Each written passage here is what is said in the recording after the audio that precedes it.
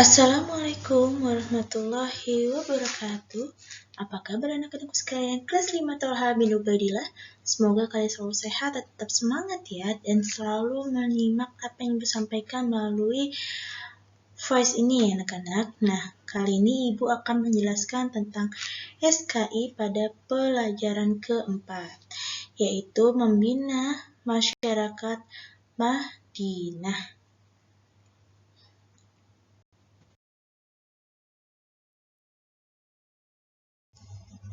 Sebelum itu, di sini ada tujuan pembelajarannya, yaitu 1.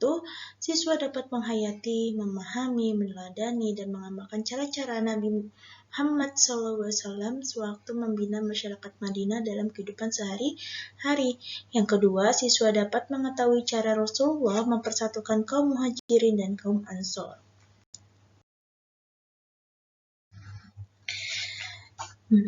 Baik anak-anak, bisa kalian buka di halaman 44. Itu menjelaskan tentang membangun Masjid Nabawi.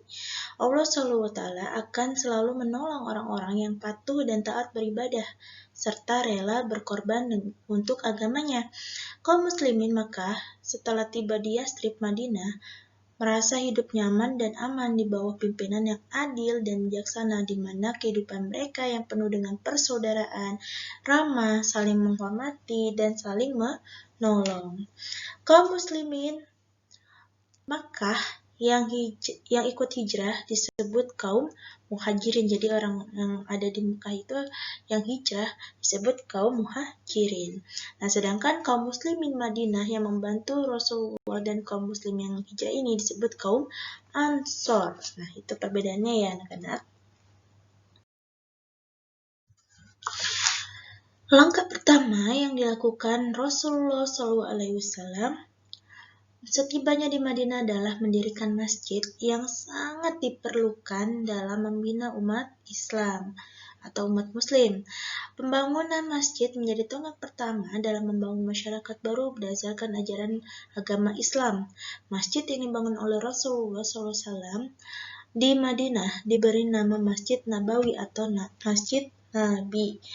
Nabi SAW membangun Masjid Nabawi pada bulan Rabiul Awal di awal-awal hijrahnya ke Mekah.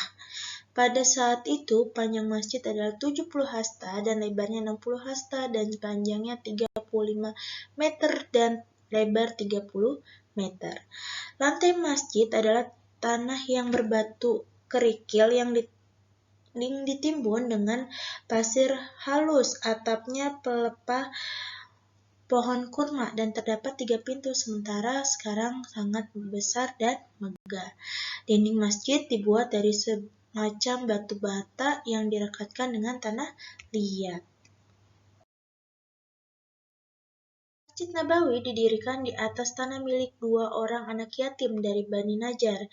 Ketika Rasulullah SAW hendak membeli tanah, kedua anak yatim ini sepakat untuk memberikannya saja kepada Rasulullah SAW. Akan tetapi Rasulullah pun menolak dan beliau pun membelinya dengan uang Abu Bakar dan tidak lama kemudian beliau menggantinya. Rasulullah SAW memilih tanah setelah minta petunjuk dari Allah SWT, yaitu ketika untanya yang bernama Qaswa berhenti di atas tanah itu, dan Rasulullah pun menetapkan bahwa tanah itulah yang dikehendaki Allah SWT untuk tempat didirikannya masjid. Rasulullah SAW dan kaum muslimin baik Ansor maupun Muhajirin bergotong royong mendirikan masjid tersebut, dan Rasulullah sendiri ikut serta memikul batu bata, membuat dinding dan memotong pohon kurma. Di sebelah Masjid Nabawi, Rasulullah membangun rumahnya untuk tempat tinggal beliau dan keluarganya. Di samping itu, tempat kamar-kamar yang digunakan oleh para sahabat yang belum memiliki rumah atau dijadikan tempat tinggal kaum du'afa. Jadi di samping rumah Rasulullah SAW ini dijadikan tempat untuk orang-orang yang tidak memiliki rumah ya. Peranan Masjid Nabawi di Madinah pada zaman Rasulullah SAW adalah 1. Tempat penginapan bagi orang-orang lemah, fakir miskin, dan pemuda-pemuda di kalangan kaum muhajirin yang belum mendapatkan rumah. Yang kedua, pusat pengajaran mengenai perkara-perkara yang berkaitan dengan ajaran Islam. Yang ketiga, tempat pembinaan agama, bermusyawarah, memutuskan perkara. Dan keempat, tempat pusat kepemerintahan Islam untuk Rasulullah Shallallahu Alaihi Wasallam.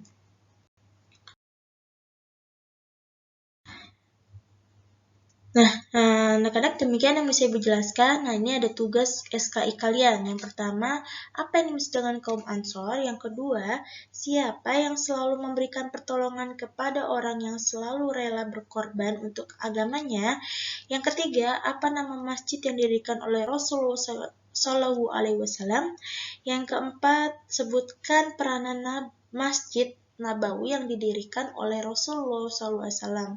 Dan yang kelima, di manakah Masjid Nabawi itu didirikan?